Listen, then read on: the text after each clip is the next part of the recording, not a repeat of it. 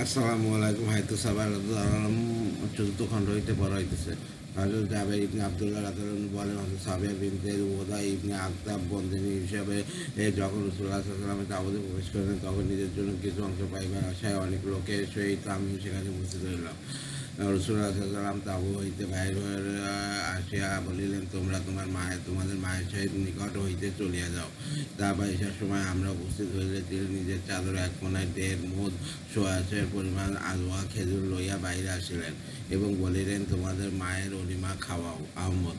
হযরত আব্দুল্লাহ ইবনে ওমর রাদিয়াল্লাহু আনহু হযরত সাবিয়া রাদিয়াল্লাহু আনহু-এর চোখে নীল দাগ দেখিয়া নবী করিম সাল্লাল্লাহু আলাইহি ওয়াসাল্লাম তাকে জিজ্ঞাসা করিলেন, তোমার চোখে এই নীল দাগ কিসের?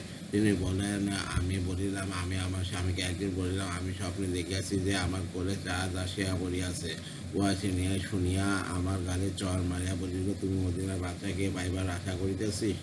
হযরত সাবের রাদিয়াল্লাহু বলেন, আমার পিতা ও স্বামীকে হত্যা করার দরুন আমার নিকট রাসূলুল্লাহ সাল্লাল্লাহু আলাইহি ওয়াসাল্লাম অপেক্ষা ঘৃণিত আর কেউ ছিল না।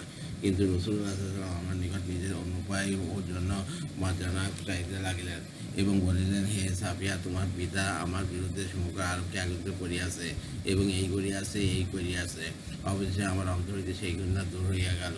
হযরত আবু হুরায়রা রাদিয়াল্লাহু আনহু বলেন, রাসূলুল্লাহ সাল্লাল্লাহু আলাইহি ওয়াসাল্লাম যে রাতে হযরত সাবিয়া রাদিয়াল্লাহু ঘরে প্রবেশ করিলেন, সেই রাতে হযরত আবু আইব রাদিয়াল্লাহু দরজায় পাহারারত রহিলেন। সকালবেলা রাসূলুল্লাহ সাল্লাল্লাহু আলাইহি ওয়াসাল্লামকে দেখিয়া তিনি তাকবীর দিলেন। তাহার সহিত তরবারি ছিল। তিনি বললেন, ইয়া রাসূলুল্লাহ, সাবিয়া যেহেতু নবপরিণীতা, তার পিতা, ভাই ও স্বামীকে আপনি কদর করিয়াছেন, সেহেতু আপনাকে তাহার পক্ষ হইতে নিরাপদ মনে করিতেছিলাম না। রাসূলুল্লাহ সাল্লাল্লাহু আলাইহি ওয়াসাল্লাম শুনে হাসিলেন এবং তাহার প্রশংসা করিলেন। হযরত ইবনে আব্বাস রাদিয়াল্লাহু আনহু হইতে বর্ণিত অপরের আওয়াজে আছে যে হযরত আবু আইব রাদিয়াল্লাহু আনহু বলিলেন যে, যদি সে সামান্য নড়চড় করিত তবে আমি দিতাম আপনার নিকটেই ছিলাম আগে। আতা ইবনে ইয়াস রাহমাতুল্লাহ বলেন, হযরত সাবিয়া রাদিয়াল্লাহু আনহা যখন খাইবার হইতে আসিলেন, তখন হারিসা ইবনে নুমান রাদিয়াল্লাহু আনহু ঘরে তাহাকে রাখা হইল। আনসারী মেয়েরা এই সংবাদ পাইয়া তার রূপ ও সৌন্দর্য দেখিবার জন্য আসিল। হযরত আয়েশা রাদিয়াল্লাহু আনহার নেকাব পরিয়া দেখিতে আসিলেন। তিনি যখন দেখিয়া বাহির হইলেন, তখন নবী করিম সাল্লাল্লাহু আলাইহি ওয়াসাল্লাম তাহার পিছু পিছু চালিলেন। তারপর তিনি জিজ্ঞাসা করেন, হে আয়েশা, কেমন দেখিলে? তিনি জবাব দিলেন, এক ইহুদিনীকে দেখিলাম। রাসূল সাল্লাল্লাহু বলিলেন, এমন বলিও না, কারণ সে ইসলাম গ্রহণ করিয়াছে আর তাহার ইসলাম উত্তম হইয়াছে। ইবনে সাঈদ ইবনে মুসাইব রাহমাতুল্লাহ হইতে সহিহ সনদে বর্ণিত আছে যে, তিনি বলিয়াছেন, হযরত সাবিয়া রাদিয়াল্লাহু আনহা যখন আসিলেন, তখন তার কানে স্বর্ণের দুধ ছিল। তিনি তা হযরত ফাতেমা রাদিয়াল্লাহু আনহা ও তার সঙ্গে উপস্থিত মেয়েদেরকে দিয়া দিলেন। হযরত জুয়াইরিয়া বিনতে হারিস খুজাইয়া রাদিয়াল্লাহু আনহু এর সহিত তার বিবাহ। হযরত আয়েশা রাদিয়াল্লাহু আনহা বলেন, রাসূলুল্লাহ সাল্লাল্লাহু আলাইহি ওয়াসাল্লাম যখন বনু মুস্তালিক হতে বন্দীদিগকে মুজাহিদের জন্য বর্ণন করিলেন, তখন জুয়াইরিয়া বিনতে হারিস রাদিয়াল্লাহু আনহার হযরত সাবের ইবনে কায়েস ইবনে সিমাস রাদিয়াল্লাহু আনহুর অংশে অথবা তার চাচাতো ভাইয়ের অংশে পড়িলেন। হযরত জুয়াইরিয়া রাদিয়াল্লাহু তাহার সহিত মুক্তিবরণ করিলেন। তিনি এইরূপ সুন্দরী ও লাবণ্যময়ী ছিলেন যে যে কেউ তাকে দেখিত তাহার প্রতি আকৃষ্ট হইয়া যাইত। তিনি তাহার মুক্তিপণের ব্যাপারে সাহায্যের জন্য রাসূলুল্লাহ সাল্লাল্লাহু আলাইহি ওয়াসাল্লামের নিকট আসিলেন। হযরত আয়েশা রাদিয়াল্লাহু আনহা বলেন, খোদার কসম, তাহাকে আমার হুজরার দরজায় দেখিয়া আমার খারাপ লাগিল। আমার মন বলিল, আমি যেরূপ তাহাকে দেখিয়া আকৃষ্ট হইয়াছি, নিশ্চয় রাসূলুল্লাহ সাল্লাল্লাহু আলাইহি ওয়াসাল্লাম তাহাকে দেখিয়া সেইরূপ আকৃষ্ট হইয়া পড়িবেন। তিনি ভিতরে প্রবেশ করিয়া বললেন, ইয়া রাসূলুল্লাহ, আমি নিজ কওমের সর্দার হারিস ইবনে আবি দেওয়ারের মেয়ে জুয়াইরিয়া। হযরত, আমার বিপদের কথা আপনার অজানা নয়। আমি সাবের ইবনে কায়েস ইবনে সিমাস অথবা বলিলেন, আমার তার চাচাতো ভাইয়ের বংশে পড়িয়াছে এবং আমি তার সহিত নিজের জন্য মুক্তিপণে আবদ্ধ হইয়াছি। আপনার নিকট আমার মুক্তিপণের ব্যবহারে সাহায্য চাইতে আসিয়াছি। রাসূলুল্লাহ সাল্লাল্লাহু আলাইহি ওয়াসাল্লাম বলিলেন, উহা অপেক্ষা উত্তম জিনিসে তুমি রাজি হইবে কি?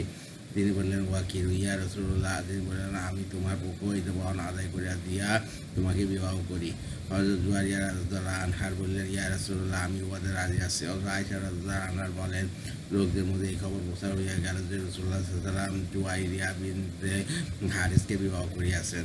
লোকেরা বলিল, রাসূলুল্লাহ সাল্লাল্লাহু আলাইহি ওয়াসাল্লামের শ্বশুর বংশ, সুতরাং তারা আপন আপন বন্দীদিগকে মুক্ত করিয়া দিল। হযরত আয়েশা রাদিয়াল্লাহু আনহা বলেন, রাসূলুল্লাহ সাল্লাল্লাহু আলাইহি ওয়াসাল্লাম তাহাকে বিবাহ করার দরুন বনু মুস্তালিকের ১০০ পরিবার মুক্তি লাভ করিল। আমি আপন কওমের জন্য তার ন্যায় বরকতময় মেয়ে আর দেখি নাই। বিদা ওয়ার রহমাতুল্লাহ বলেন, হযরত জুয়ারিয়া বিনতে হারিস রাদিয়াল্লাহু আনহা বলিয়াছেন,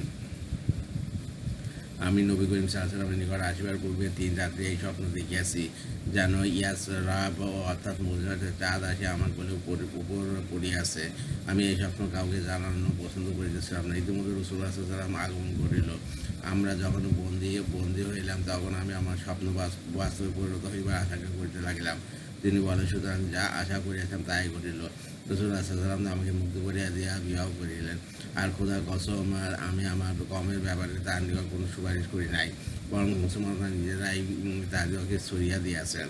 আমার একটা বোন আসিয়া আমাকে এই বিষয়ে সংবাদ দেওয়ার পূর্বে আমি কিছু জানিতে পারি নাই। অতঃপর আমার কমের মুক্তি সংবাদ পাইয়া আমি আল্লাহ তাআলার প্রশংসা করিয়াছি বিদা। হযরত মাইমুনা বিনতে হারিস হেলালিয়া রাদিয়াল্লাহু আনহার সহিত তার বিবাহ। ইবনে সিয়াব রহমতুল্লাহ বলেন, হুদায়বিয়ার পরবর্তী বছর ৭ হিজরি জিলকদ মাসে রাসূলুল্লাহ সাল্লাল্লাহু আলাইহি ওয়াসাল্লাম উমরার উদ্দেশ্যে রওনা হইলেন। গত বছর এই মাসে মুশরিকগণ তাকে মসজিদে হারাম হইতে বাধা দিয়াছিল। রাসূলুল্লাহ সাল্লাল্লাহু আলাইহি ওয়াসাল্লাম ইয়াজুজ নামক স্থানে পৌঁছে হযরত জাফর ইবনে আবি তালিব রাদিয়াল্লাহু হযরত মুনায়তা বিনতে হারিস ইবনে হাজান আমেরিয়া রাদিয়াল্লাহু নিকট অজ্ঞানে পাঠাইলেন। তিনি তাকে রাসূলুল্লাহ সাল্লাল্লাহু আলাইহি ওয়াসাল্লামের পক্ষ হইতে বিবাহের পয়গাম দিলেন। হযরত মুহাইরামা রাদিয়াল্লাহু নিজের বিষয়টি হযরত আব্বাস ইবনে আব্দুল মুত্তালিব রাদিয়াল্লাহু দায়িত্বে দিলেন, কারণ তার বোন উম্মুল ফজল হযরত আব্বাস রাদিয়াল্লাহু আনহুর স্ত্রী ছিলেন। হযরত আব্বাস রাদিয়াল্লাহু আনহু রাসূলুল্লাহ সাল্লাল্লাহু আলাইহি ওয়াসাল্লামের সহিত তার বিবাহ দিয়া দিলেন। এরপর নবী করিম সাল্লাল্লাহু আলাইহি ওয়াসাল্লাম সাবরা নামক স্থানে কিছু সময় অবস্থান করিলেন। হযরত মাইমুনা রাদিয়াল্লাহু আনহা সেখানে পৌঁছাইলে তিনি তার সহিত সারূপে প্রথম রাত্রি যাপন করিলেন। আর আল্লাহ তাআলা তকদীরে এইরকমই লিখিয়াছেন যে হযরত মাইমুনা রাদিয়াল্লাহু কিছুক্ষণ পর সেই জায়গায় ইন্তেকাল করিলেন, যেখানে রাসূলুল্লাহ সাল্লাল্লাহু আলাইহি ওয়াসাল্লাম তার সহিত প্রথম রাত্রি যাপন করিয়াছিলেন।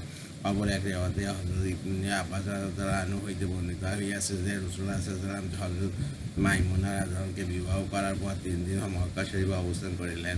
তৃতীয় দিন হুয়াইতা ইবনে আব্দুল উজ্জা কুরাইশদের একদল লইয়া আসিল উপস্থিত হইল এবং তারা বলিল, আপনার সময় শেষ হইয়া গিয়াছে, সুতরাং আপনি আমাদের শহর হইতে বাহির হইয়া যান। তিনি বললেন, তোমরা যদি আমাকে তোমাদের মধ্যে থাকিয়া বাসর রাত্রে যাপনের সুযোগ দাও, আর আমি তোমাদের জন্য খানা প্রস্তুত করি এবং তোমরাও উহাদের শরীর হও, তবে তোমাদের কী ক্ষতি? তারা বলিল, আপনার খানার আমাদের প্রয়োজন নাই, আপনি আমাদের শহর হইতে বাহির হইয়া যান। অতএব তিনি হযরত মাইমুনা বিনতে হারিস রাদিয়াল্লাহু আনহাকে বাইরে লইয়া বাহির হইয়া গেলেন এবং সারেব নামক স্থানে পৌঁছিয়া তাহার সহিত প্রথম রাত্রি যাপন করিলেন। ইবনে শিহাব হযরত ফাতেমা রাদিয়াল্লাহু আনহার ও হযরত আলী রাদিয়াল্লাহু আনহুর বিবাহ। হযরত আলী রাদিয়াল্লাহু বলেন, রাসূলুল্লাহ সাল্লাল্লাহু আলাইহি ওয়াসাল্লামের নিকট হযরত ফাতেমা রাদিয়াল্লাহু আনহার জন্য অনুরোধ পক্ষ হতে বিবাহের পয়গাম আসিলে আমাকে আমার এক বাদী বলিল, আপনি কি জানেন রাসূলুল্লাহ সাল্লাল্লাহু আলাইহি ওয়াসাল্লামের নিকট হযরত ফাতেমা রাদিয়াল্লাহু আনহার জন্য পয়গাম আসিয়াছে? আমি বলিলাম, না। সে বলিল, অন্যদের পক্ষ হইতে তার জন্য পয়গাম আসিয়াছে, আপনি কেন রাসূলুল্লাহ সাল্লাল্লাহু আলাইহি ওয়াসাল্লামের নিকট যান না? হয়তো আপনার নিকট বিবাহ দিয়া দিবেন। আমি বলিলাম, আমার নিকট কি কিছু আছে যে আমি বিবাহ করিব? সে বলিল, আপনি যদি রাসূলুল্লাহ সাল্লাল্লাহু আলাইহি ওয়াসাল্লামের নিকট যান, তবে আপনার সহিত বিবাহ দিয়া দিবেন। হযরত আলী রাদিয়াল্লাহু বলেন, খোদার কসম, সে আমাকে এইরূপ আশা দিতে লাগিল যে আমি রাসূলুল্লাহ নিকট উপস্থিত হইলাম, কিন্তু তাহার সম্মুখে বসিয়া আমার মুখ বন্ধ হইয়া গেল। খোদার কসম, তার বুজুর্গি ও ভয়ে আমার বাকশক্তি হারায় ফেলিলাম। রাসূলুল্লাহ সাল্লাল্লাহু আলাইহি ওয়াসাল্লাম বললেন, কেন আসিয়াছ? কোন প্রয়োজন আছে কি? হযরত আলী রাদিয়াল্লাহু বলেন, আমি নিশ্চুপ রইলাম। তিনি বললেন, তুমি বোধহয় ফাতেমার জন্য বিবাহের পয়গাম দিতে আসিয়াছ। আমি বললাম, হ্যাঁ। তিনি জিজ্ঞাসা করলেন, তোমার নিকট কি এমন কিছু আছে যা দ্বারা তোমরা তাকে হালাল করিবে, অর্থাৎ মোহ দেওয়ার মতো কিছু আছে কি? আমি বললাম, না, খোদার কসম ইয়া রাসূলুল্লাহ। তিনি বললেন, আমি তোমাকে যে লোহ বর্ম দিয়েছিলাম তাহার কি হইল? হযরত আলী রাদিয়াল্লাহু বলেন, সেই বাগদাদের কসম যার হাতে আমার প্রাণ। উহা একটি হুতামি অর্থাৎ হুতামা ইবনে মুআবিয়ার গোত্রের তৈরি বর্ম ছিল, যার দাম 4 দিরহাম হইবে না। অপর সহিহ রিওয়ায়াত অনুযায়ী উহার মূল্য 480 দিরহাম ছিল। আমি বললাম, উহা আমার নিকট আছে। তিনি বললেন, আমি তোমাকে তোমার নিকট তাহাকে বিবাহ দিয়া দিলাম, সুতরাং তুমি উহা তাহার জন্য পাঠিয়া দিয়া তাহাকে তোমার জন্য হালাল করো। উহাই ছিল রাসূলুল্লাহ সাল্লাল্লাহু আলাইহি ওয়াসাল্লামের মেয়ে হযরত ফাতেমা রাদিয়াল্লাহু আনহার মোহর।